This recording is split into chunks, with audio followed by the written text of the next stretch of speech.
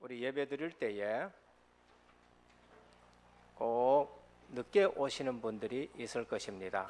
한 번 늦게 오는 거는 뭐 그럴 수가 있겠지요. 근데 집이 멀거나 가깝거나 꼭 5분 늦게 오시는 분들이 있습니다. 그건 영적 상태가 어떤가라는 것을 점검을 하셔야 돼요. 그리고 담임 목사가 설교하려고 하는데 그때부터 좋으시는 분들이 있습니다. 그건 그분의 영적 상태가 그런 것이지요. 그렇기 때문에 우리 신앙생활에서 영적 상태라는 것은 매우 중요합니다. 나는 기도하는데 왜 응답이 안 되느냐? 응답보다 더 중요한 것이 내 신앙생활의 영적 상태인 것입니다.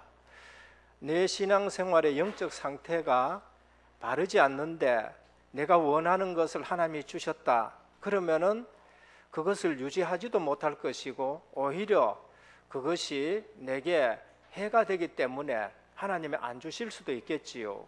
아들이 방탕하게 살아가는데 아버지 자꾸 돈 주십시오, 돈 주십시오 하면은 그 아들의 삶의 상태가 이 돈을 가져가면은 사건을 터뜨리고 그 돈을 가져가면 그 인생이 무너질 것 같으면은 안 주시겠지요. 그게 오히려 응답인 것입니다. 그래서 우리 신앙생활에서 제일 중요한 것은 무엇이냐? 지금 나의 영적 상태가 중요한 것입니다. 이 영적 상태는 구원받은 자의 영적 상태하고 구원받지 못한 자의 영적 상태하고 구분될 수 있습니다만, 구원받아 놓고 구원받지 못한 자의 영적 상태로 살아가면은 꼭 불신자가 당하는 거, 불신자가 받는 거, 불신자에게 임하는 거, 그것이 늘 뒤따라 다닌단 말이지요.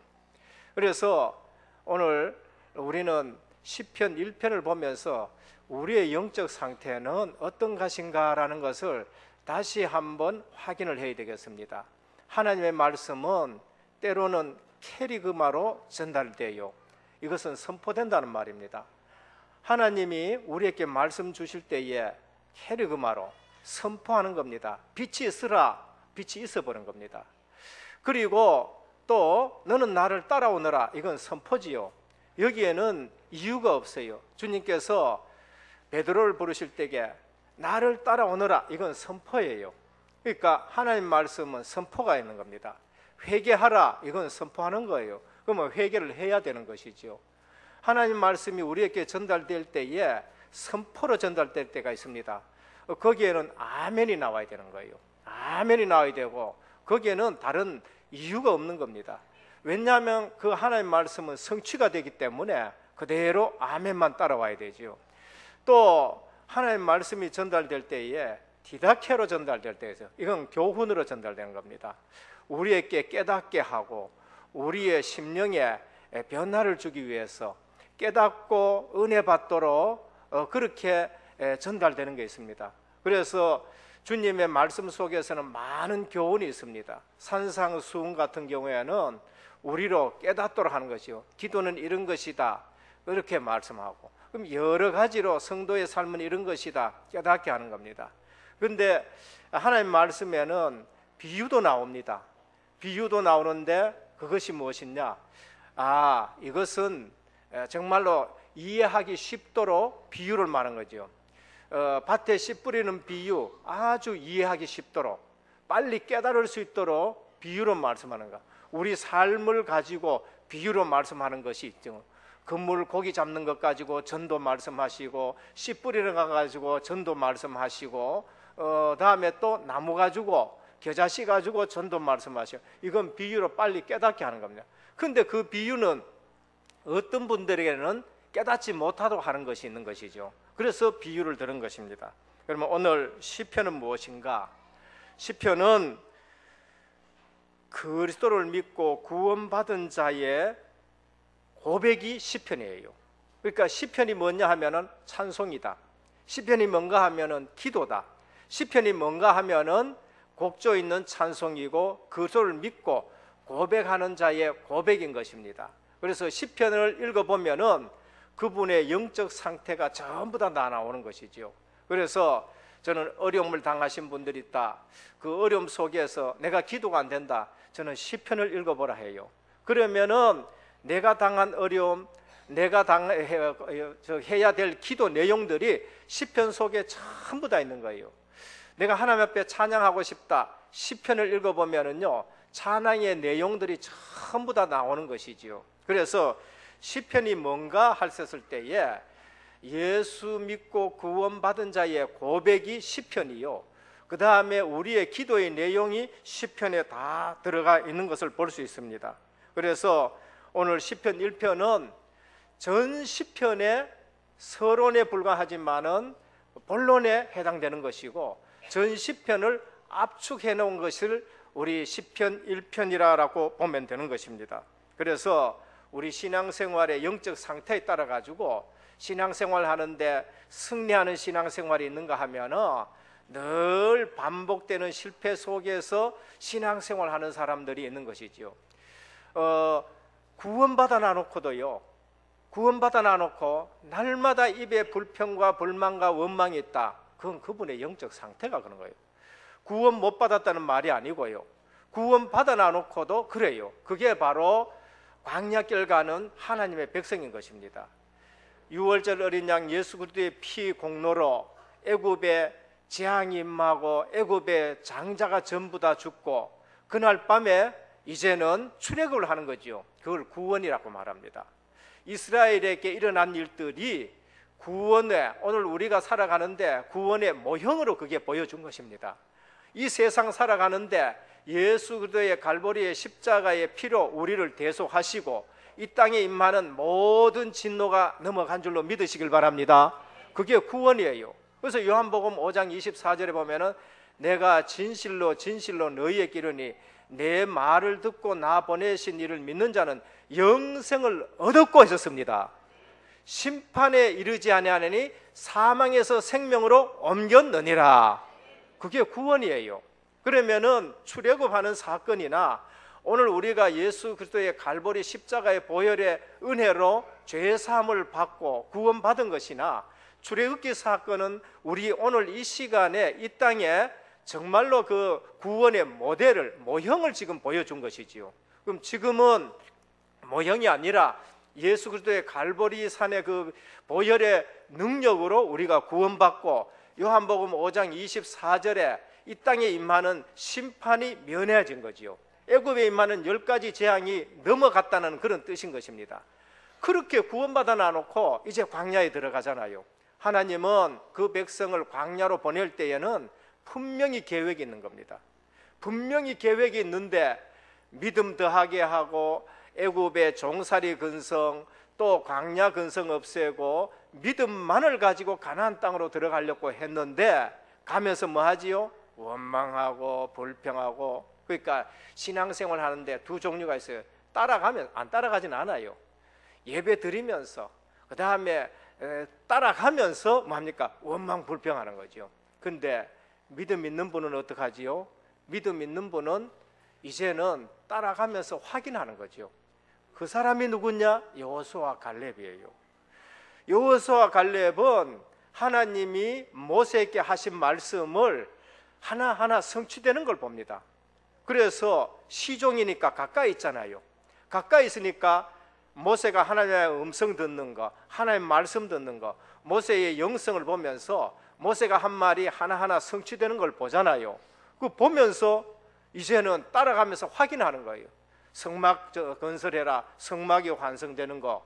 그 다음에 또 성막 걷어라, 움직이는 거.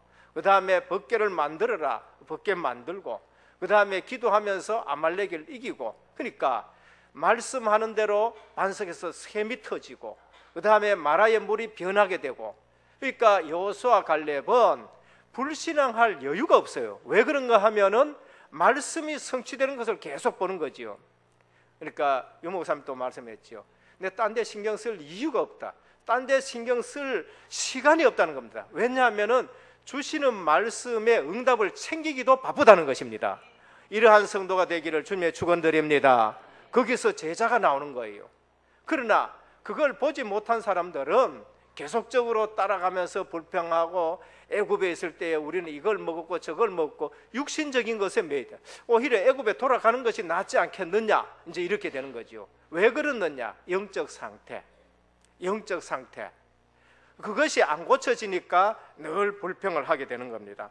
오늘 우리 시편 1편을 보면서 우리의 영적 상태가 축복된 영적 상태라는 사실이 확인되기를 주님의 축원드립니다. 그래서 강단에서 주는 선포되는 말씀, 훈련 속에서 이 주시는 말씀들을 정리가 딱 되어야 됩니다. 요즘 훈련 속에서 말씀의 흐름이죠. 복음의 흐름 속에 있어요. 복음의 흐름 속에 있으면은 우리에게 보여지는 것입니다. 말씀 성취되는 걸 보여줘요. 아, 말씀이 이렇게 성취되는구나. 그게 보여지는 것입니다. 그러면은 기도의 제목을 잡게 되겠지요. 내가 뭘 지금 기도해야 되겠는가? 그게 이제 기도의 제목이 이제 잡혀지는 것입니다. 그러면은 개인 전도가 이루어지겠지요. 이것이 4가지 미션인 것입니다. 8미션, 8가지 미션 중에서 내가 지금 누려야 될 부분이죠. 오늘 또 시편 1편에 볼 것 같으면은 이 강물이 흘러가는데 그 흐름이 있다니까요. 우리 신앙생활에 흐름이 있습니다. 우리 교회사에도 흐름이 있어요. 그 성경을 본다든지 교회사를 보면은요, 흐름이 있는데 복음의 흐름이 있습니다. 그거를 우리가 놓치면 안 되는 것이죠. 하나님은 아담에게 복음을 주셨어요. 그 흐름을 누가 잡고 있었느냐? 아벨이 잡고 있었습니다. 오늘 또 우리가 예배 드릴 때에 저는 늘 자주 기도합니다만은 아벨의 피 언약이 있는 예배가 되게 하옵소서. 그게 뭐냐면 복음의 흐름을 놓치지 않는 겁니다. 가인은 그 복음의 흐름을 놓쳤단 말이에요. 노아와 그 집은 그 복음의 흐름 속에 있었습니다. 은혜를 받았다라고 하지요. 복음은 은혜예요. 그러니까 은혜가 복음인 겁니다. 은혜 아니고는 절대로 우리에게 복음이 올 수가 없는 것이지요. 노아는 은혜를 받았다 그러세요. 그러니까 은혜가 소중한 줄 알게 되는 것입니다. 그런데 세상 사람들은 이 흐름을 놓친 것입니다. 그러니까 시대적으로 한 시대에 하나님의 진노가 임하는데 그걸 면할 수가 없는 것이죠. 모세가 받은 희생 제사라는 말이 복음의 흐름인 것입니다. 이사야가 7장 14절에 처녀가 잉태하여 아들을 낳을 것이다. 그 복음의 흐름이에요. 오늘 우리가 잘 믿는다? 천만의 말씀입니다. 우리가 잘 믿는 것이 아니라 하나님이 이 시대에 우리로 복음의 흐름 속에 인도하신 줄 믿으시길 바랍니다. 그렇게 되어야 돼요. 지난번에도 교회 왔다고 해가지고 다 성도냐? 교인이냐? 아니라고 말씀해요. 오늘날 한국교회에 200개 이상의 대한예수교 장로회가 있는 겁니다. 장로회 교회라는 것은 개혁교회를 말하는 거예요.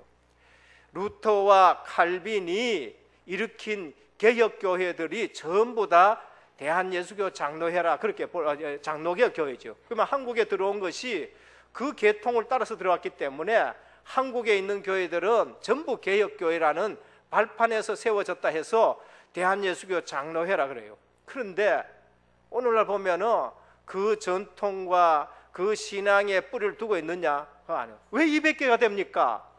왜 200개가 되어야 되느냐 말이에요. 그것은 복음의 흐름을 놓치고 교단 위주로 나가고 그 다음에 교파 위주로 나가고 거기에다가 목회자의 욕심이 들어가 있어가지고 자꾸 쪼개지는 거예요. 말은 개혁한다 그래요.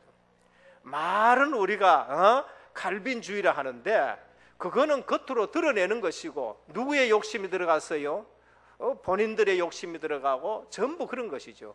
저는 지난 주일에 철저한 영적 개혁자 히스기야라는 제목을 가지고 우리가 말씀을 받았었습니다만은 현장 보고 한국교회에 총회하는 거 보면서요 속에서 뭐냐, 그래 앞으로 철저한 영적 개혁하지 않으면 안 된다는 겁니다. 한국교회가. 그래서 오늘 우리 은혜교회가 언약을 잡고 새롭게 시작하기를 축원합니다.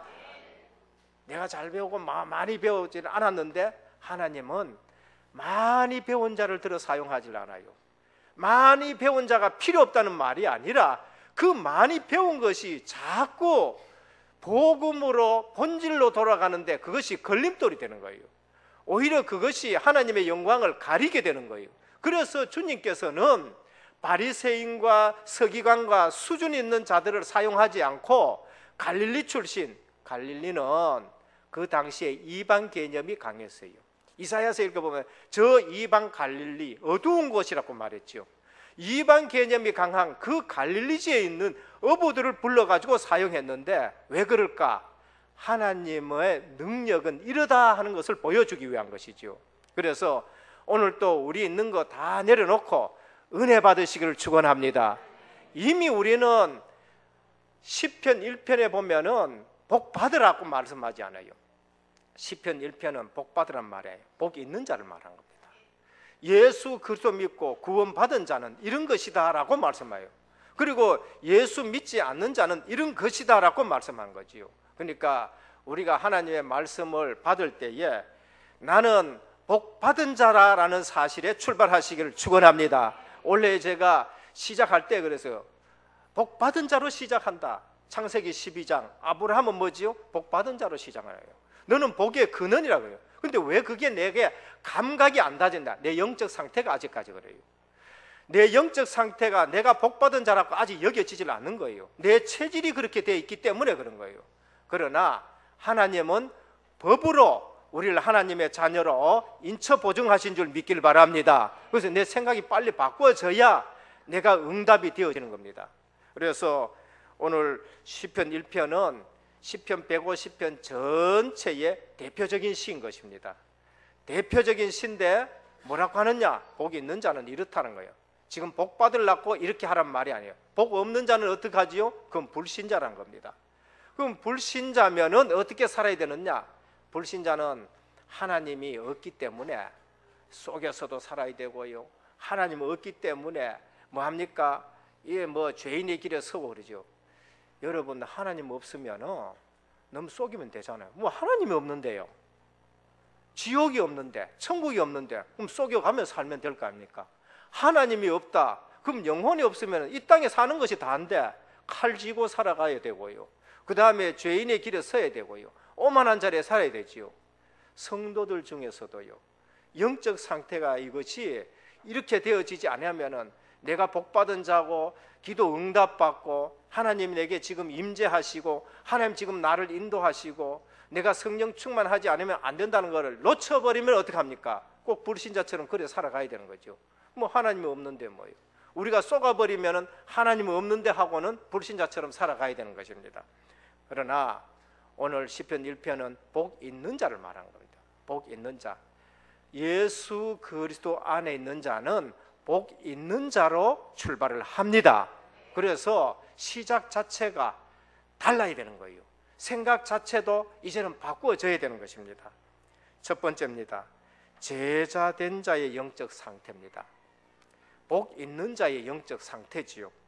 그래서 성도도 때로는 불신앙하고 따라가면서 불신앙하고 그러는데 제자는 그런 게 아니에요. 제자된 자의 영적 상태는 어떤 것이냐? 여호와의 율법을 즐거워하고 그 율법을 주야로 묵상하는 자로다. 그래서 삼온을 하라는 거죠. 우리의 영적 상태는 돈으로 차가 있는 것이 아니고요. 우리의 영적 상태는 세상 지식으로 차 있는 것이 아니고 우리의 영적 상태는 율법을 주야로 묵상하는 자로다입니다. 그래서 20정시 기도 나오고 그래서 24시 기도 나오고 그래서 25시 기도 나오는 것은 주야로 하나님의 말씀을 묵상하는 것으로 말씀을 한 겁니다. 그래서 오늘 또 우리는 하나님의 말씀이 묵상이 되어지면 그게 내 영의 양식이 되는 것입니다. 그래서 내가 건강하게 되는 거죠. 이번에 교회에서 기도문을 준비했었습니다. 우리 성도님들 중에는 기도를 어떻게 해야 될지 알지 못하고 오랜 신앙생활을 해도 사실은 육신적인 기도 가지고 하나님께 자꾸 기도하는 거 있죠. 우리 주님이 하지 말라는 기도만 골라가서 하는 것이 있어요. 먹는 거, 입는 거, 마시는 거는 이방인들이 하는 기도다. 이방인은 육신적인 거니까 육신적인 것을 가지고 기도하잖아요. 우리 주님은 뭐라고 하셨죠? 너희는 먼저 그의 나라와 그의 의를 구하라. 그리하면 이 모든 것을 너희에게 더하시리라. 따라온다고 말씀하셨어요. 따라온다고. 그래서 기도문을 준비해놨는데 저녁에 오신다든지 새벽에 오시든지 그 기도문, 주일날 새벽에는 주일날 새벽에 기도할 거, 월요일 날에는 월요일 날 기도할 거, 화요일 날에는 화요일 기도할 거, 일주일 동안에 하나님 자녀의 신부가 권세와 확신과 그 다음에 5가지 확신, 염려, 근심, 걱정, 사건, 문제 이 부분에 대해서 우리가 어떻게 기도해야 될까? 지난번에 저 뒤에 딱 배치해 놨는데요, 좋은 줄 알고 다 가져가 버렸었어요. 그래서 그걸 준비를 해놨습니다. 내가 집에 가서 그거를 가져가야 되겠다 그러시는 분들은 조금 사가지고 가시고, 교회 와서 기도할 때에는 그걸 그냥 가지고 기도하시면 됩니다. 제자된 자의 영적 상태, 율법을 주야로 묵상하는 자로다. 제자된 자의 영적 상태가 어떤 거냐? 시냇가에 심겨진 나무다. 시냇가에 심겨진 나무다. 시냇가에 심겨진 나무는 뭐냐? 영적 갈급함이 없는 상태입니다. 그게 제자된 자의 영적 상태입니다. 그것이 정상적인 영적 상태고, 다른 사람이 봤었을 때에 복 있는 사람의 모습이에요. 이건 흉내내가 되는 일이 아닙니다. 어떤 분들은 신앙생활하는데 자꾸 남에게 내 자신의 모습을 드러나가지고 보여주려고 얼마나 피곤한지 모릅니다. 있는 그대로 보여주시길 바랍니다. 어떨 적엔 제가 막 집사람하고 이렇게 있다가 막 화가 나가지고 얼굴이 좀 탁 막 변하면은 집사람이 그래, 마귀 얼굴같이 보인다고. 저는 그 감출 줄 잘 몰라요. 자꾸 포장하라 그러면 나는 율법주의자가 되고 위선자가 되잖아요. 바리새인들이 사람 앞에 보이려고 자꾸 뭡니까? 사람 앞에 보이려고 신앙생활을 하니까 그게 위선이 되는 거죠. 그게 회칠한 무덤이 되어버리거든요. 그래서 우리 신앙생활은 어떤 거냐? 내 안의 영적 상태에 따라가 그게 다 드러나게 되는 거죠. 그러니까 신앙생활은 다른 사람에게 보이려고 하는 것이 아니라 정말 주님과의 관계가 신앙인 것입니다. 사람과의 관계는 이제 신앙생활이 되는 것이지요. 그래서 시냇가에 심은 나무, 잎이 무성한 겁니다. 잎이 무성해요. 그리고 열매를 맺습니다. 열매를 맺죠. 구체적으로 말씀드리면은 말씀이 복음의 뿌리 내리는 것이 바로 시냇가에 심은 나무인 것입니다. 역사 속에는 복음의 물줄기가 계속 흘러요. 그게 교회사를 말한 겁니다. 교회사는 세상 속에서 복음이 어떻게 흘러갔느냐라는 것이 교회사고요. 교회사는 하나님의 역사 속에 세상이 복음에 대해서 어떻게 지금 일어나는 것이냐라는 것을 말한 것이 교회사예요. 그러니까 세상 역사만 보는 것이 아니고 우리 성도는 교회사를 가지고 세상을 봐야 돼요. 그래 보면은 하나님의 나라가 이 땅에 어떻게 임하고 하나님 나라 기준으로 세상 나라는 흥했다가 망하기도 하고, 하나님 그걸 누구에게 보여주냐? 다니엘에게 보여줬어요. 바벨론이 지금 금신상 같아? 그런데 조금 있어 봐라. 복음 때문에 하나님은 또 이걸 없애고 은나라를 설립하고, 은나라 다음에는 논나라가 설립하고, 논나라 다음에는 또 철기 나라가 또 오고, 이걸 다 보여주시는 거예요. 교회사를 가지고 세상 역사를 보면은요 정확하게 보이는 거예요. 그래서 오늘 또 우리는 제자된 자의 영적 상태, 하나님 말씀이 복음이 주야로 내게 묵상이 되어지고요. 그 다음에 뭡니까? 또 시냇가에 심은 나무처럼 우리가 영적 갈급함이 없는 것이죠. 믿어질 때에 내 갈등이 끝나요. 안 믿어지면은 갈등이 계속 존재합니다. 믿어질 때에 방황이 끝나고, 믿어질 때에 이제는 힘든 신앙생활이 아니라 누려지는 신앙생활이 돼요. 내가 복음의 강줄기에 심겨져 있구나. 이 시대에 복음의 흐름 속에 내가 들어와 있구나. 내가 정말 축복받은 자다라고 믿어질 때에 갈등도 끝나고 방황도 끝나고 힘든 신앙생활이 끝나게 되는 것입니다. 반드시 결과가 나타나는데 어떤 결과냐? 철을 따라 열매 맺어요. 3절입니다. 생명의 열매요, 전도의 열매요, 삶의 열매고, 갈라디아 5장 24절에 22절부터 24절, 전번 주에 말씀드렸죠. 성령을 따라 행하면은 성령의 열매가 맺는데, 사랑과 희락과 화평과 그 다음에 오래 참음과 자비와 양성과 충성과 온유와 절전이라 하고까지 열매가 맺혀지는 겁니다. 그리고 형통하게 된다라고 말씀하죠. 형통하게 된다는 겁니다. 여러분, 요셉이 노예로 팔려가도 형통해요. 우리 영적 상태가 바로 되면은 환경에 영향을 받지 않습니다. 오히려 나 때문에 그 환경이 변화되는 것이죠. 요셉 때문에 애굽이 변하게 되는 것입니다. 요셉 때문에 감옥이 변하고, 요셉 때문에 보디발 집이 변하게 되는 것이죠. 오늘 또 내가 복 받았다는 사실에 의심 없기를 축원합니다. 그래서 내 영적 상태가, 이 축복이 누려지는 영적 상태가 되어야 돼요. 그 결과는 바꿀 수가 없는데, 에베소 1장 17절에 보면 그 안에서 너희도 진리의 말씀 곧 너희의 구원의 복음을 듣고 그 안에서 또한 믿어 약속의 성령으로 인치심을 받았느니라. 바꾸어지느냐? 안 바꾸어져요. 안 바꾸어지는데, 바꾸어지는 불신자, 안 바꾸어지는데 불신자처럼 살아가니까 그게 얼마나 고생이에요. 그렇잖아요. 하나님이 도장을 갖다가 인처 보증을 했는데 그게 바꾸어지느냐 말이에요. 안 바꾸어져요. 그런데 그거를 바꾸는 삶으로, 불신자 삶을 살아가니까 더 얼마나 고생이에요. 빨리 내려놔 놓고 복 있는 삶을 살기를 축원합니다. 그게 훨씬. 제가 새벽에 기도하면서 담임 목사 직을 수행하는 게 쉽겠어요? 기도 안 하고 담임 목사 신앙생활 하는 게 쉽겠어요? 안 하고 하는 게 훨씬 어려워요. 훨씬 어렵다니까. 그래서 미국의 욕 중에 욕이 뭐냐? 성령 받지 말고 목회하라는 겁니다. 그게 얼마나 어렵다고요. 얼마나. 내 영적 상태가 좋지 않아서 여기 강단에 섰다. 그게 쉽겠어요? 어렵겠어요? 어마어마하게 어려운 거예요. 어마어마하게. 장로님의 영적 상태가 제대로 돼가 장로님의 직분을 수행하는 것이 쉽겠어요? 그렇지 않은 것이 쉽겠어요? 그렇지 않은 것이 얼마나 어려운지 몰라요. 오늘 우리의 영적 상태가 주야로 하나님의 말씀이 묵상되기를 축원합니다. 우리의 영적 상태가 날마다 푸르는 것이, 그게 신앙생활이 훨씬 쉬워요. 그래서 안 믿어질 때니까 죄인의 길에, 악인의 길에, 오만한 자리에 앉게 되는 것입니다. 둘째입니다. 하나님의 말씀을 묵상할 때는, 그러면 제자의 영적 상태가 말씀 묵상하는 것인데, 말씀 묵상하는데, 그러면 어떤 일이 일어났냐? 하나님의 말씀을 묵상할 때 일어나는 일, 반드시 영혼의 변화가 일어나요. 성경에는 곳곳에 영혼이 소생함을 입고 바랍니다.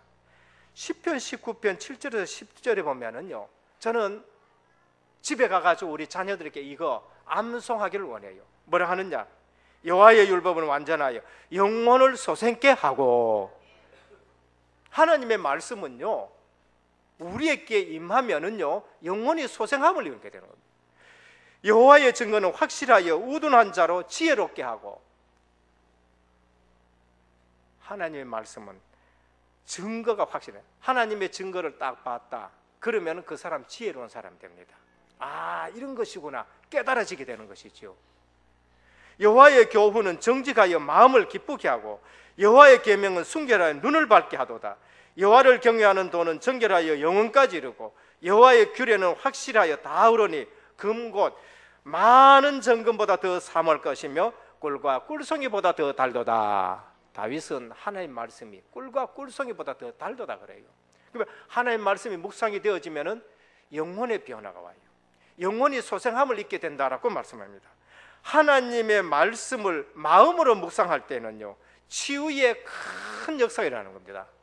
하나님 말씀이 내 마음에 들어온다, 치유의 역사가 일어나는 거예요. 그러면 어떻게 해야 됩니까? 전심으로 말씀을 사모하고 그 말씀을 마음에 두고 찬송할 때에 치유의 역사가 일어나죠. 증거, 다윗이 마음으로 전심으로 찬송하니까 사울에게 있던 악신이 떠나갔더라. 오늘 우리가 주의 교회에서 찬양을 할 때에 이 지역에 있는 흑암이 무너진 줄 믿으시길 바랍니다. 우리가 하나님의 말씀을 묵상할 때에 어떤 일이 있느냐? 영혼에 소생하는 일들이 나고요, 우리 마음의 치유의 역사가 일어난다라고 말이야. 그러면은 마음에 그 말씀을 담아야 되고 마음으로 찬양하고요, 전심으로 그 말씀을 받아야 된다. 하나님의 말씀을 내 삶 속에 둘 때에는 어떠냐? 능력이 나타나는 겁니다. 하나님의 말씀을 내 삶에 둘 때에는 능력이 나타나게 되는 것인데, 늘 실패하던 사람이 실패하지 않는다, 그게 능력이에요. 다른 사람은 실패하는데, 실족하는데 나는 실족하지 않아요. 그게 능력 있는 삶인 거예요.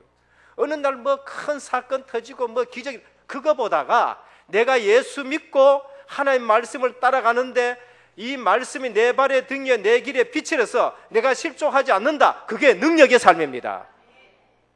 보통 사람인데 어느 날 성령이 임하셨어요. 근데 가서 예수 얘기했어요. 근데 사람들이 돌아오게 된다. 그게 능력의 삶인 겁니다. 내 눈이 열려지고 수치를 모면하게 되고 그 다음에 명철을 얻게 되고 위안을 얻게 되는 것입니다. 이게 시편 19편, 시편에 나오는 모든 말씀이죠. 시편 119편에 볼 것 같으면은 이 능력의 삶이 나타나는, 멸망에서 건짐을 받게 되는 것입니다. 시편 119편 105절에 보면은 하나님의 말씀은 내 발의 등이요 내 길의 빛이다, 능력의 삶을 말하는 것입니다. 오늘 또 다윗은 8번째 사람이고요, 연약한 막내였지만은 하나님의 말씀이 들에서 묵상이 되어질 때에 다윗은 능력 있는 삶이 되어지는 것을 볼 수가 있는 것입니다. 그래서 오늘 하나님의 말씀을 묵상할 때 일어나는 일, 영혼의 변화가 와요. 하나님의 말씀을 묵상할 때에, 마음에 묵상할 때에 치유의 역사가 나고 내 삶에 하나님 말씀을 둘 때에 능력이 나타난다라고 말씀을 합니다. 셋째, 제자된 자의 궁극적인 목표가 뭐냐? 하나님의 영광인 것입니다. 하나님의 영광이에요. 그래서 시편 제일 마지막에 가서 뭐라고 하시느냐? 하나님을 찬송하라라고 말해요. 하나님의 시편 1편은 우리의 영적 상태가 어떤 상태냐? 시냇가에 뿌리 내린 삶이고 복 있는 자의 삶으로 시작이 된다. 불신자처럼 그렇게 사는 것이 아니다. 불신자가 왜 그렇게 살아가느냐? 복음의 뿌리 안 내려서 그렇게 살아간다는 것입니다. 그러면은 제일 마지막에 우리의 목표가 뭐냐? 제자된 자의 삶의 궁극적인 목표는 하나님을 찬양하고 하나님 앞에 영광 돌리는 것이다 라는 말이에요. 여러분 봤었을 때에, 불신자가 여러분 봤었을 때에 뭐라고 해야 됩니까? 하나님 살아 계시네라 해요. 제가 은복승 권사님 봤을 때에 아이고 하나님 살아 계시네 그래요. 제가 집에 들어갔는데 우리 아이가 저를 봤었을 때에 하나님 살아 계시네라. 여기 앉아 있습니다만 앉아 있나? 우리 렘넌트 하는 얘기거든요. 우리 엄마 보면 하나님 살아 계시는데 우리 아빠 보면 하나님 안 계시는 것 같다. 이래 되면 곤란하지요. 요즘은 이제 바뀐 것 같아요. 왜냐하면 렘넌트가 예배를 드리기 때문에 그래요. 아버지 봐도 하나님 살아 계시는구나 보여지는 거지요. 그런 거예요. 그래서 그게 하나님 앞에 영광 나타나요. 저분 보니까 진짜 하나님 역사하신다. 이제 이래 돼야 하나님 영광이 나타나는 겁니다. 이사야 43장 21절은 외우기 쉽습니다. 4321 외우기 쉬워요. 그래서 저는 그걸 잘 외우고 있는데, 내가 이 백성을 지은 것은 나의 찬송을 부르게 하려 하심이라. 저들은 어릴 때예요. 책을 마음대로 살 수는 없었잖아요. 시골이니까. 그런데 목사님이 우리 중고등부 가르칠 때에, 그때는 소년부라 그랬었어요. 가르칠 때에 꼭 저걸 소요리 문답을 가르쳐요. 소요리 문답, 그때는 문제도 받아 적고 답도 받아 적어요. 그래서 잊어버리지 않습니다. 사람의 소요리 문답 제1번, 사람의 제일 되는 목적이 무엇인가? 그럼 묻습니다. 그럼 그걸 적어요. 문제도 적습니다. 그 다음에 답, 하나님을 영화롭게 하고 영원토록 그를 즐거워하는 것이다 라고 적어요. 그 표면은 그 처음에 보이거든요. 그러니까 절대 안 잊어버려요. 나의 존재의 목적은 하나님의 영화롭게 하고 내가 하나님 즐거워하는 것이 그게 내 존재의 목적이다라는 것입니다. 하나님을 즐거워하시길 바랍니다. 하나님이 기뻐야 되지요. 하나님이 즐거워야 돼요. 이처럼 제자된 자의 삶의 궁극적이 뭐냐? 시편에 다 나눴잖아요. 시편에 다 이것 안 된 사가 불신자예요. 그러면 뭐니까 바람에 나는 겨와 같도다. 바람 부는 대로 흔들리는 겁니다. 유행 따라 흔들리는 거예요. 이 유행가 나오면 그 유행가 따라가는 것이요. 저 유행가 나오면 저 따라가야 되고요. 이 뭐니까 세상 풍속이 막 걸그룹 나오면 전부 또 걸그룹 끝이 또 되어지는 것인 거예요. 그 다음에 성형수술 한다 막 전부 성형수술 다 하는 거예요.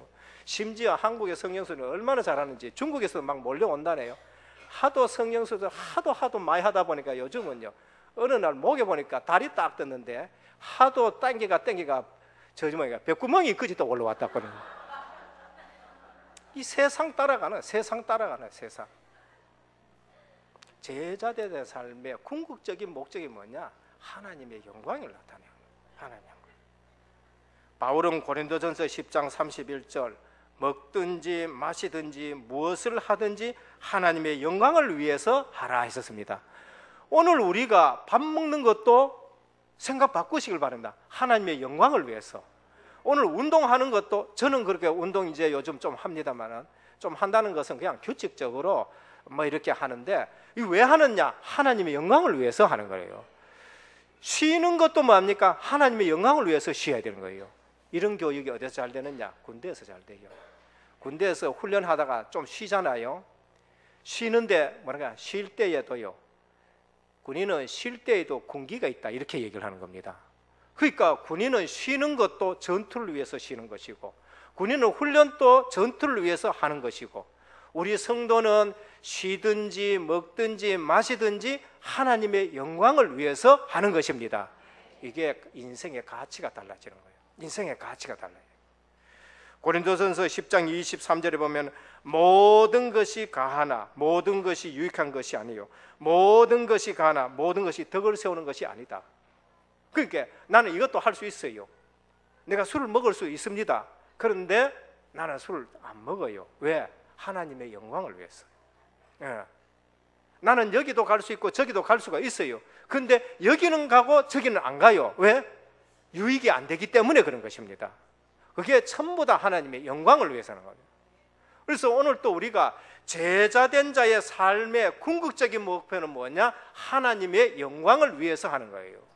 제자된 삶은 어떤 삶이 되느냐? 말씀이 묵상이 되어지고 그 뿌리가 신의 강에 뿌리 내린 삶인 것이고 그 말씀을 묵상할 때에는 정말로 기적 같은 일들이 나고 영혼이 소생되고 삶이 변화되어지고 마음의 치유가 일어나고 능력이 나타나는데 그럼 그거 가지고 뭘 하느냐? 내 육신적인 삶을 사는 것이 아니라 하나님의 영광을 위해서 하는 것입니다. 어떤 분들은 그래요. 뭐 이거 복음인데 이거 하지. 그거는 뭐냐? 어린아이 수준이에요. 구원이 흔들린다는 말이 아니라 하나님의 영광하고는 상관없는 삶을 육신적인 것을 자꾸 택하는 것이지요. 오늘 사도 바울은 두 가지를 얘기했었습니다. 고린도전서 10장 31절 먹든지 마시든지 무엇을 하든지 하나님의 영광을 위해서 하라. 궁극적인 목표예요. 그리고 뭐냐? 또 다 가하는 거예요. 이것도 할 수 있고 저것도 할 수 있어요. 그런데 무엇을 기준은냐? 유익을 위해서요. 교회에 유익이 되느냐 안 되느냐, 전도에 유익이 되느냐 되지 않느냐, 그걸 위해서 하는 겁니다. 이런 모습에서 우리에게 임한 하나님의 빛을 발하는 것이죠. 하나님의 영광을 본 자들의 찬양이 바로 시편 150편입니다. 소고치며 춤추며 하나님 앞에 영광을 돌립니다. 궁창에서 찬양하고 성소에서 찬양하고 악기를 동원해서 찬양하고 호흡이 있는 자는 여호와를 찬송하라라고 하셨습니다. 그래서 예배 드리는 것이 얼마나 큰 축복인지 몰라요. 오늘 예배 드릴 때에 이 예배가 하나님 앞에 영광 되기를 축원합니다. 우리 예배가 하나님 앞에 영광 돼요. 그러면 그 영광이 내게 임하는 것이지요.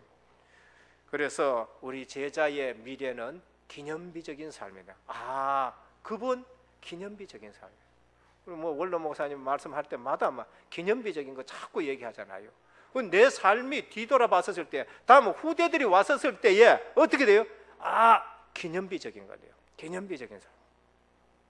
가문의 기념비적이고, 지역의 기념비적이고, 국가의 기념비적, 세계사의 교회사의 기념비적인 우리 은혜교회가 되기를 축원합니다. 우리 중직자 되기를 축원합니다. 결론입니다. 제자된 사자의 삶은 주 안에서 주인이 바뀐 거예요. 주인이 바뀐 거야. 예수 믿었다. 뭐가 달라졌냐? 주인이 바뀐 거예요. 마귀가 주인 됐다가 하나님이 주인 됐고 예수님이 주인 되는 삶이 그런 겁니다. 그래서 여호와는 나의 목자시니 주인이 지금 바뀌었다는 걸 말합니다. 주인이 굶어 죽어야 돼요. 지금 북한에는요, 주인이 이 김씨 왕조가 지금 되어가기 때문에 거기 지금 굶어 죽는다니까요. 주인이 그래서 그래요. 대한민국은 그게 아니지요. 대한민국은 정치적으로 국민이 주인이에요. 우리가 잘 살고 우리가 많이 해가지고 되어지는 거죠. 영적으로 보면 하나님이 주인인 것입니다. 그래서 지금 다른 거지요. 제자된 삶은 완벽한 시간표입니다. 완벽한 시간표고 완전한 승리가 오는 거죠. 그게 시편 1편입니다. 시냇가에 뿌리 내렸다. 말씀이 묵상이 된다. 잎이 그 다음에 무성해지지요. 그 다음에 열매가 맺는 겁니다. 그 다음에 형통하게 됩니다. 완벽한 시간표가 와요. 요셉을 보면요, 완벽한 시간표지요. 애굽이 총리가 될 때에 요셉은 어떤 애입니까? 30세에 됐어요. 완벽한 시간표입니다. 성경에 분명히 30세라고 했어요. 왜 그랬을까요? 애굽에서는 30세 돼야 공직에 나갈 수가 있어요. 그래서 그 30이라는 말을 기록해 놨어요. 하나님이 완벽한 시간표를 가지고 오는 거예요. 오늘 제자된 자의 삶은 완벽한 시간표가 있는 줄 믿으시길 바랍니다.